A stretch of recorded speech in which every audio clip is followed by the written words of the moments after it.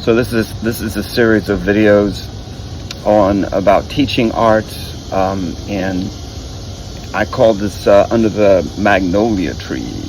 I live in Savannah, Georgia, and I'm actually up on a second level deck in an old Victorian house that I own, and I'm smoking a cigar, and I'm just reflecting on teaching art. And I thought I would start this series of videos because I wish someone had done that for me when I first started teaching. So I'm sorry about all the background noise, but hey, it's natural.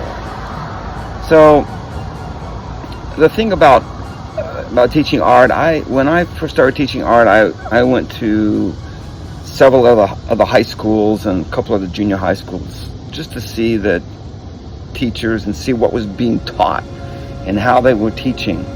And I discovered that they're teaching the simple basics and principles, the elements and principles of design, but they're taking maybe one principle and then they're just doing a artsy craftsy thing, or they are teaching, say, just foreshortening for a whole month, and it becomes a real boring lesson for the students, and it's just a way for those teachers to fill up an hour, because what they discovered was that students' attention span are about 10 minutes max.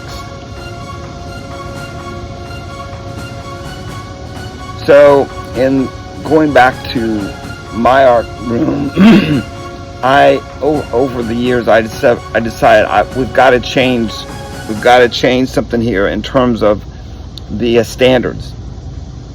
So in the state of Georgia, and it's the same pretty much everywhere, there are state standards of visual art, and the state standards are about 500 standards that nobody's ever going to remember, and because they're trying to cover everything in relation to visual arts and communication arts and illustration and painting and drawing.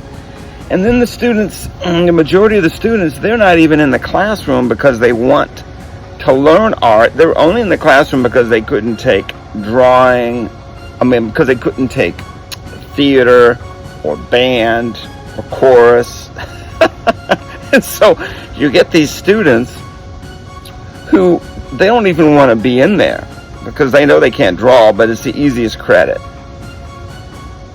So they'll figure, okay, well, I'll just go in there and see what it is, and because I can't do anything else. So that's gonna happen if you're in the public school system.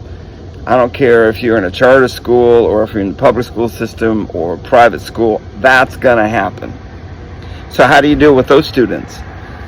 Well, I targeted those students, and I realized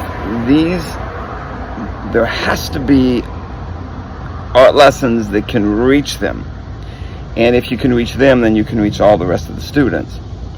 And so I came up with what are called the Bonzo standards. And in essence, the Bonzo standards, the bottom line is that life equals choices, and art equals creative choices.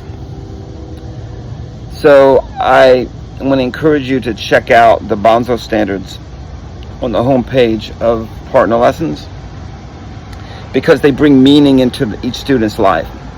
For instance,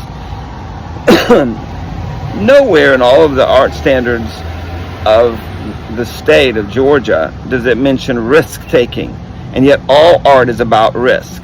All art is about risk, and it's only when you take, and life itself is all about risk. So it's only when you take a step forward from when you're a toddler and you fall down, you take a risk, and then you get up and you keep going.